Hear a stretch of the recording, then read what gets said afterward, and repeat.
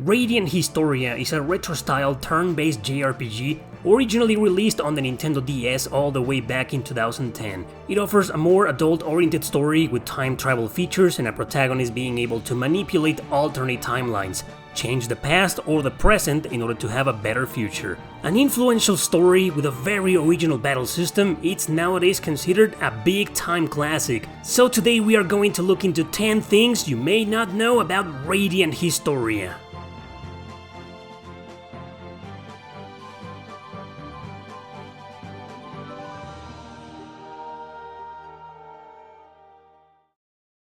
Number 10. Super Project.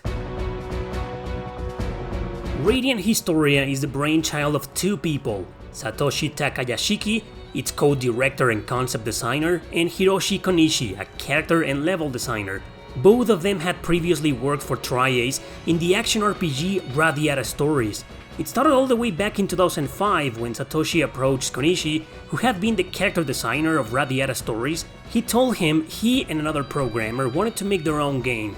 The idea was a mature story with time travel mechanics revolving around alternate timelines.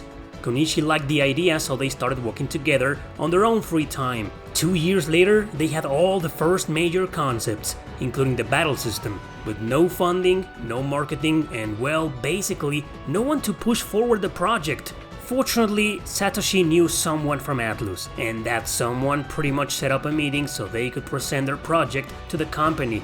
Surprisingly, Atlus didn't think twice about it and immediately accepted to get involved up to the point of co-developing and publishing the game. It was Satoshi's dream come true since he was a massive fan of Persona and Shin Megami Tensei. After assigning a bunch of their own people, Atlus also approached original developers from the Grow Lancer series, Careersoft, who had merged with Atlus back in 2001. So Radiant Historia came to be a super project developed by people from Tri-Ace, Careersoft, Atlus, and a very small company called Headlock Corporation.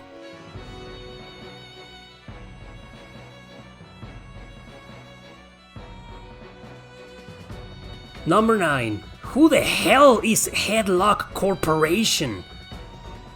Actually, the question should be, who the hell was Headlock Corporation? There's little to no information about this company that seems to have worked in some games since 2005, obscure titles like Princess Concerta on PSC and PS2, and Eco Creatures for the DS, the latter being a real-time strategy game that actually got a North American and European release. However, if you try looking for information about them on the internet, you'll barely find anything in English or even Spanish. The most intriguing thing is that their website doesn't even exist anymore. Still, you go to Wikipedia or any other website where Radiant Historia is documented, and you will find that it says it was co-developed by Atlus and Headlock. Was Headlock a company created by Satoshi Takayashiki himself? No. And why is it so important to preserve their name on the development credits? All interviews and documents I read in the game don't mention them at all. Perhaps they were mostly programmers and game designers, or another small subsidiary of Atlus? Regardless, I've already established that the game was a super project developed by different teams from different companies, so it's still a mystery, and we ain't done with mysteries yet.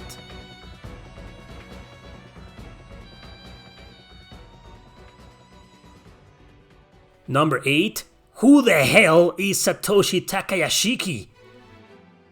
Well, now you know this guy was the mastermind behind Radiant Historia, but is that it?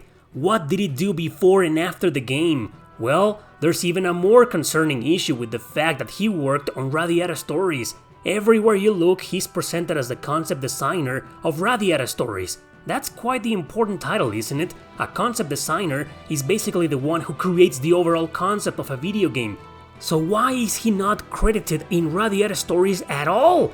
Look up for the credits of the game online and you won't find his name. You also won't find it in the game's manual's credits section.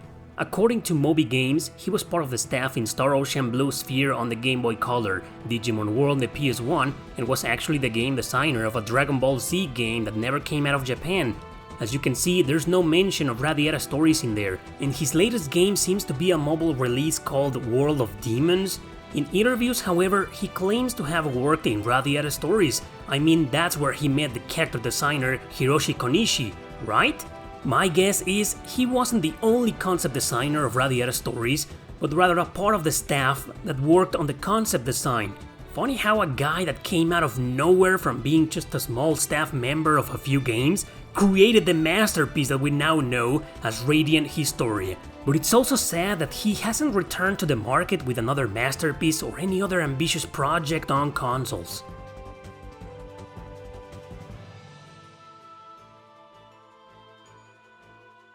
Number 7. Initially bizarre ideas.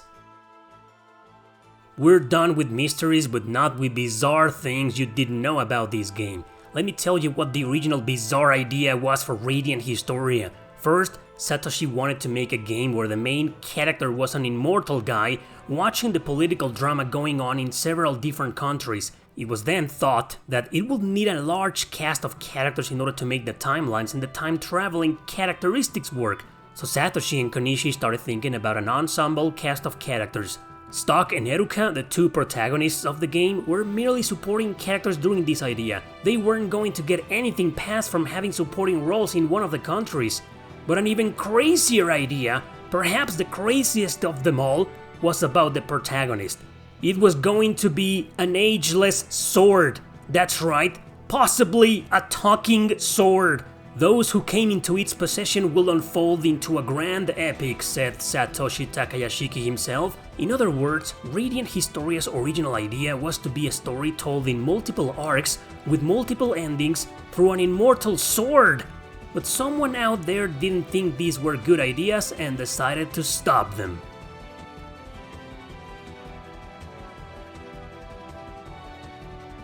Number 6. Then Atlus came along and changed everything.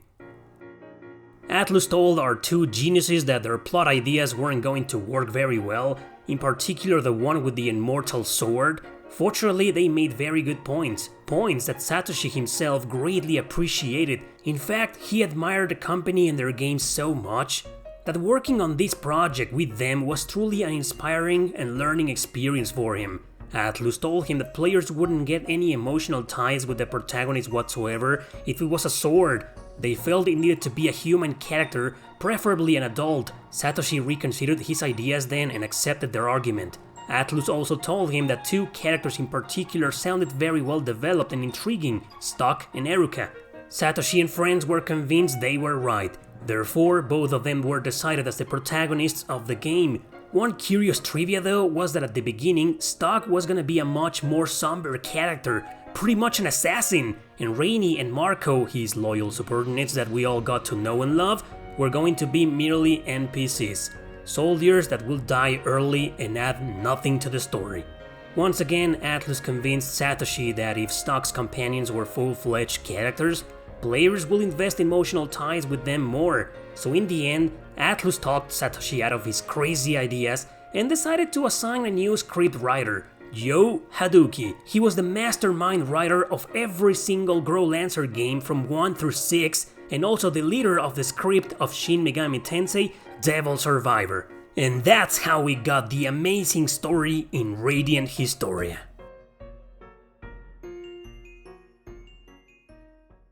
Number 5. A directing risk.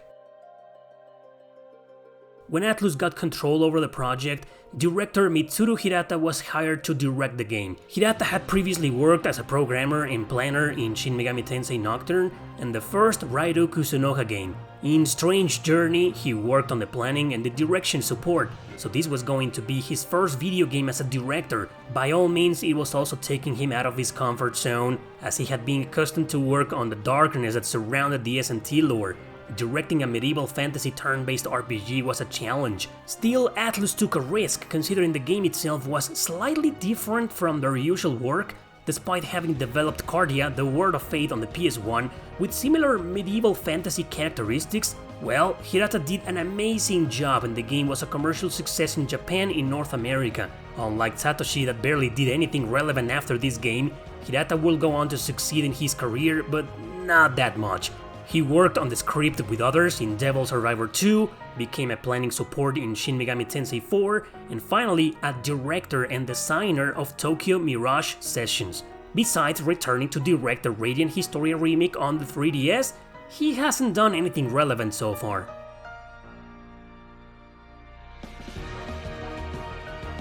Number 4. Musical surprise. One interesting fact about Radiant Historia is that the developers actually considered composing the music themselves at some point.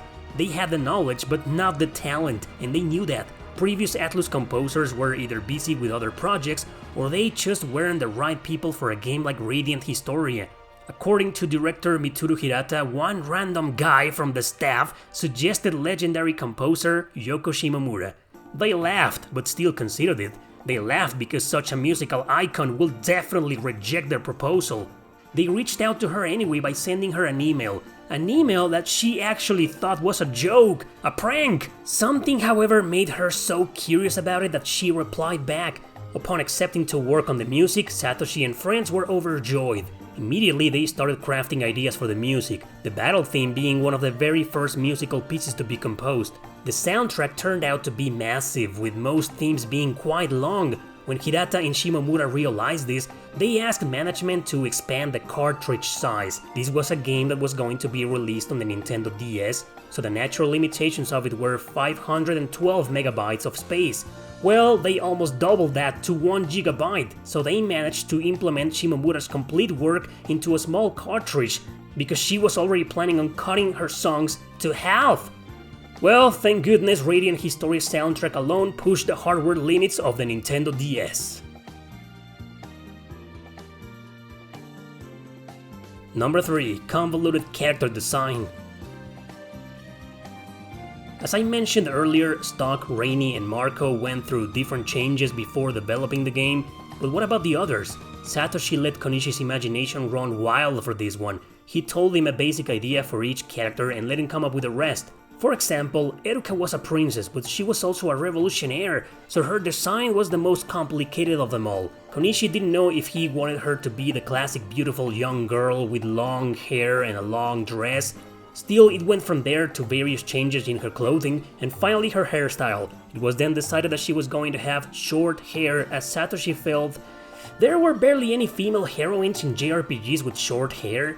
Ironically though, for the 3DS remake, with character design now by Masaki Hiruka, Eruka had long hair. Rainy and Marco changed from generic-looking NPCs to characters with contrasting personalities to that of Stock. So Rainy became the sexy, upbeat companion, and Marco the small, cute but reasonable companion. Rush's personality stayed intact, but he had multiple redesigns because his sprite was so damn large in the game. In fact, he was going to be even bigger from what you saw. Other characters simply evolved from original forms to match their now fully developed personalities.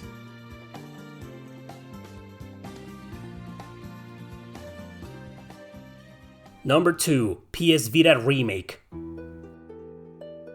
Most things about the remake, like the differences between it and the original, are pretty much common knowledge at this point. Directors and writers returned, but as I mentioned, a new artist was hired for the characters. Masaki Hiruka, mostly known for Suikoden Tear Cries and Castlevania Order of Ecclesia, plus several character redesigns in Fire Emblem Heroes. 2 additional scenarios and a brand new character connected to them were created by Hirata and Haruki, director and writer. What most people don't know is that at some point the remake was going to be released on the PS Vita. The project, however, had to be delayed because Hirata was completely committed to Tokyo Mirage Sessions. When the game was published on the Wii U, the PS Vita remake got a green light again, only to be stopped once more, and this time for good, by 2 factors: Nintendo and their 3DS user phase. A sudden change from the DS to the Vita, Nintendo thought very conveniently, wasn't going to impact very well on the fans, especially not when in 2016 the Vita had already been considered as a failure in the West.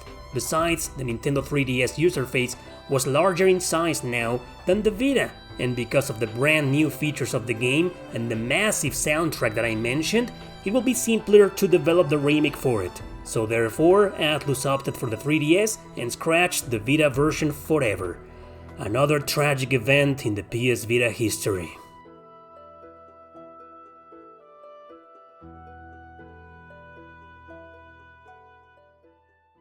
Number 1. Standalone masterpiece. This is a spoiler-free video, but let me just say this. The story in Radiant Historia ends. A direct sequel would make no sense. If it ever receives one, it will have to be with different characters and possibly universe, or in this game's case, a different timeline. Fans and critics alike have asked directors Hirata and Takayashiki if a sequel will be possible. Hirata himself answered once that he would love to do one, but this was before the remake ever existed. The remake, Perfect Chronology, was released on June 29, 2017 in Japan and on February of 2018 in Europe and North America. It was the very first time Europe could finally play the game. Although the original version is a timeless masterpiece, this remake is considered as the definitive version with its 2 extra scenarios and a character. In other words, Radiant Historia is 100 complete even in terms of story. As Satoshi Takayashiki said, it's a standalone game, no part of a series and with no sequels. That's not his decision though, as Atlus could change their minds at any moment. One thing you probably didn't know is that the game had a really dark ending that could have turned fans upside down. So dark it was erased from the game, despite Atlus loving post-apocalyptic stuff. A world in ruins, human and beast-kind civilizations collapsed. Because in reality, if you manipulate timelines, you create a paradox that could very well change the world's history for the worse. And although this concept carried over into the game's writing, the ending wasn't used, but it came close of being included. Radiant Historia is considered as one of the best JRPGs of its generation worldwide. Sales combined of both versions met Atlus' expectations, and it was branded a commercial success. A sequel, a prequel, another game in the series? No, it needs nothing of that. Historia is a standalone masterpiece, truly an inspirational title that made an impactful and historical contribution to retro-style RPGs. In my opinion, the best traditional style RPG on both the DS and the 3DS together, with one of the best stories ever written on the genre. Thanks for watching, don't forget to subscribe and share this video with your friends. See you next time!